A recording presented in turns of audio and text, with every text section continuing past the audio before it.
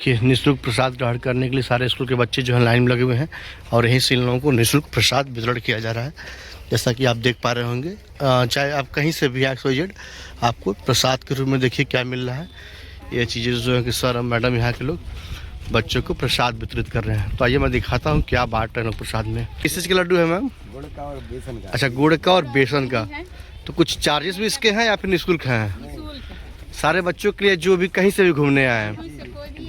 हाँ हाँ, साथ ही देखिए निःशुल्क व्यवस्था है। नहीं, जी जी जी जी मैम, बच्चे जो लेने लायक हैं, जी जी जी। ज्ञान दिवा दीजिए। अच्छा, ज्ञान के लिए क्या कुछ है यहाँ पे अलग से? यहाँ पर थोड़ा पेरेंट्स से परमिशन लेना पड़ेगा। अच्छा अच्छा हाँ, बच्चों के जो बच्चे पेरेंट्स है ना जी, वो बोलेंगे तभी दिया जाएगा।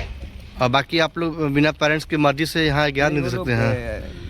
बोलते हैं हमारा परमिशन होना जरूरी है। अच्छा अच्छा। हाँ, नहीं भविष्य में। अच्छा, एक चीज़ सर जानकारी देनी है मैम थोड़ा सा, कि जो बन रहा है कब से बन रहा है, कुछ आइडिया है आप लोगों को है? 2004 से बन रहा है। 2004 से। अभी 21 साल हो गए, पूरी तरीके से निर्माण इसका नहीं हुआ है। नहीं, कुछ कहना चाहेंगे इस पे?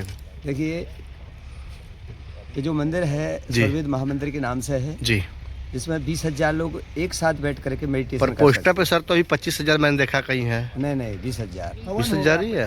अच्छा, 25,000 हवन लोग कर सकते हैं, कुंडी कर सकते हैं। 26 नवंबर में हुआ था। जी जी जी जी जी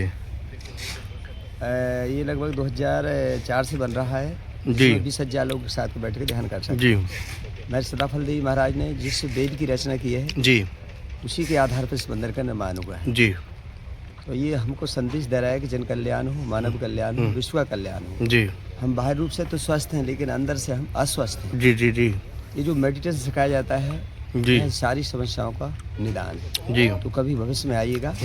और सर यहाँ पे मैंने भगवान की प्रतिमा नहीं देखा है, किसी व्यक्ति की प्रतिमा को देखा है। जी जी।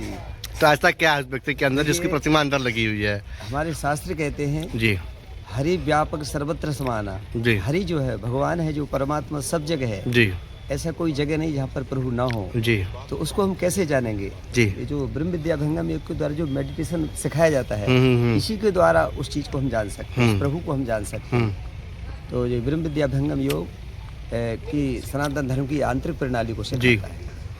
जैसे कि धर्म के 10 लक्षण बतलाए गए हैं। अच्छा महाराज जी, जो 25 नवंबर 26 नवंबर के यहाँ पे कैंप लगी थी, उसमें क्या क्या व्यवस्थाएं थी श्रद्धालुओं के लिए?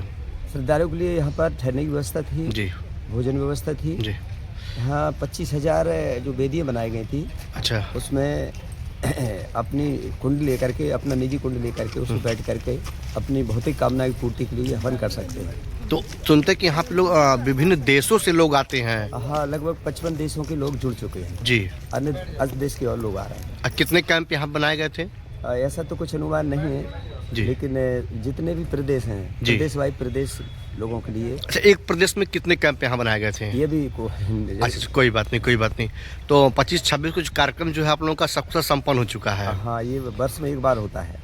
अच्छा, वर्ष में एक बार होता है। 1924 में जब इस धर्म की स्थापना हुई संस्था की जी, तो उसी क्रम में ये तभी से चला आ रहा है जी। लगभग 102 वर्ष हो गए।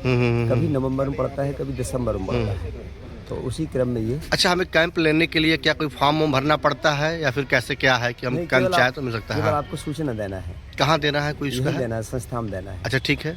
और जितने भी लोग हों उनको भी सूचित करना है जी। भाई इस तारीख को कैंप लगाया जा रहा है, इसमें आप सादर आमंत्रित हैं जी।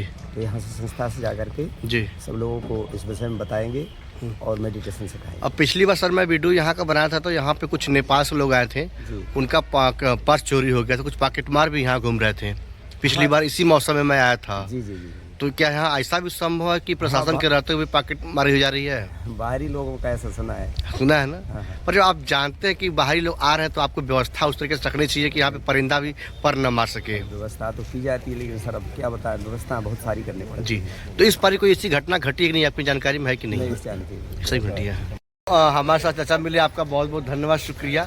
जो कि जानकारी मुझे नहीं थी, जानकारी इन्होंने दिया। तो सर्ववेद मंदिर जो है कि बनारस से 70 किलोमीटर की दूरी पे है, उमराहा से पहले पड़ेगा। अगर आप गाजीपुर से आते हैं तो उमराहा की बात पड़ेगा। तो मित्रों, मैं आपका सौरभ मोदरवार।